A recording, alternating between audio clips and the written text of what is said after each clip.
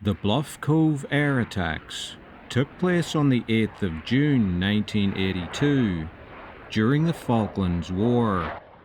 It was an attempt by the Argentine Air Force to stop British troop ships from unloading the forces that would eventually recapture the capital of the islands, Port Stanley. By the 1st of June, the British had successfully landed 5,000 troops of the 5th Infantry Brigade on the islands, after the 2nd Battalion of the Parachute Regiment discovered that the Argentinians had not defended Bluff Cove. It was decided that units of the Welsh and Scots Guards would be sent in to bolster the original force. However, Atlantic Conveyor, a requisitioned merchant ship used to carry troops, had been sunk on the 25th of May by an Argentine Exocet missile attack. Troop transport now fell to ships of the Royal Fleet Auxiliary, which were crewed by civilian sailors.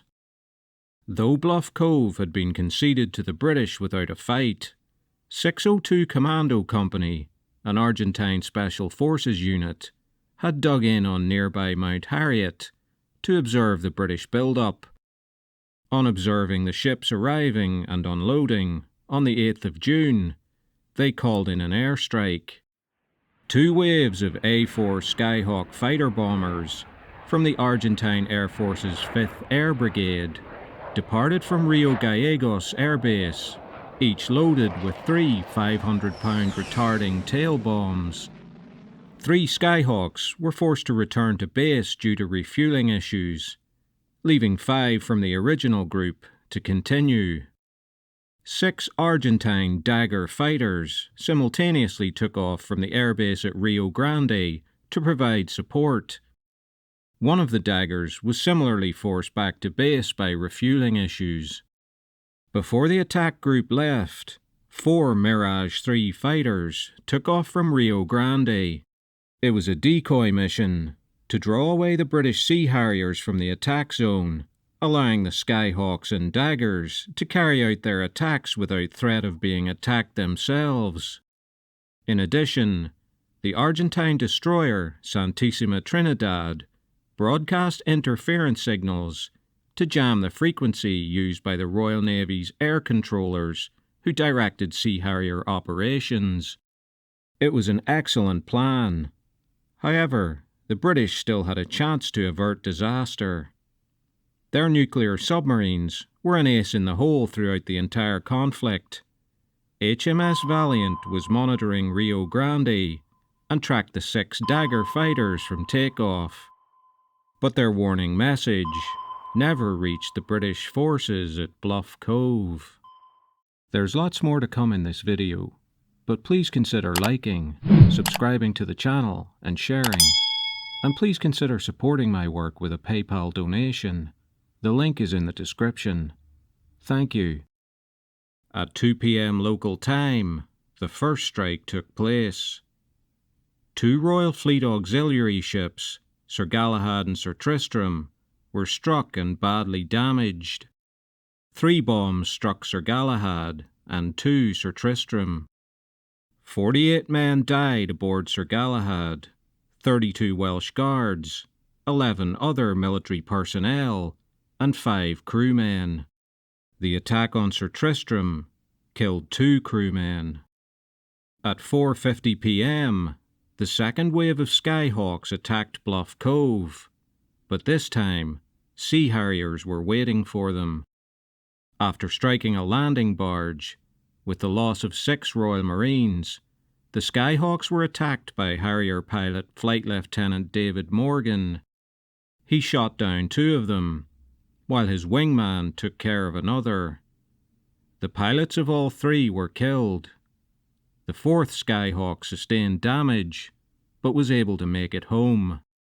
In a separate attack, the frigate HMS Plymouth was bombed by the Daggers from Rio Grande.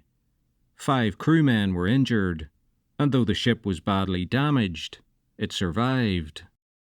The 56 servicemen killed and 150 injured was the greatest loss of life sustained by the British Army since World War II, and represented 1/5 of the total British deaths in the conflict. Sir Galahad had to be scuttled. Sir Tristram was rebuilt following the war. Though the attack was a great success for Argentina, at least until the loss of the planes at the end, it didn't achieve what had been hoped. The Argentinians assumed that several hundred troops had been killed, an outcome which would have stung as badly as their loss of the General Belgrano. Instead, the British build-up was delayed by only 2 days, and the defeat seemed to stiffen morale rather than weaken it. Just 6 days later, the British had swept through the island and taken Port Stanley, and the Argentinians had surrendered. After the war, a memorial for the British soldiers killed in the attack was erected at Fitzroy, near the cove, along with a separate memorial to the ship's crew who lost their lives. A survivor of the attack, Welsh Guardsman Simon Weston, became the subject of a documentary which followed his painful road to recovery. He received 46% burns, rendering his face initially unrecognizable, even to his relatives. After enduring 96 operations and procedures, his condition has now improved remarkably. He's renowned for his charity work and advocacy on behalf of veterans.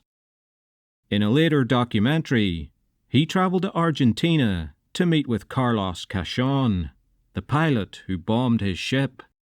Cachon then visited Weston's home in Liverpool, and the two men became great friends.